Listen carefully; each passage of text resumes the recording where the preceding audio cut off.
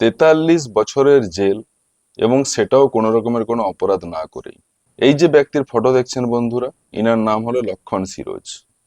ইনি ইউপির বাসিন্দা। 1977 সালে একটা মার্ডার কেসে ইনাকে গ্রেপ্তার করা হয় এবং 1982 সালে যাবজ্জীবন কারাদণ্ড দেওয়া হয়।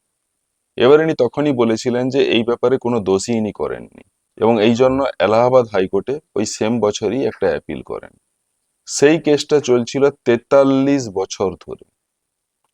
ভাবুন বন্ধুরা, 43 বছর ধরে সেই কেস চলছিল, এবং সেই কেসের ফাইনাল ভার্ডিক্ট আসার পর 2025 সালের 2 মেতে ইনাকে জেল থেকে ছাড়া হয়। এখন ইনার বয়স কত? 103 বছর।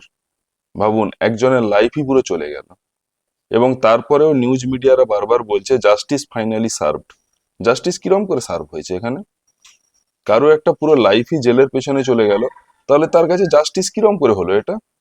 Justice delayed is justice denied. 43 বছর ধরে কেউ একজন জেল খাটলো কোনো রকম কোনো দোষ না করে, সে জাস্টিস পেয়ে গেল। তো জাস্ট ভাবুন যে জুডিশিয়ারি সিস্টেমটা এখন কোন জায়গায় এসে পৌঁছেছে। Thank you.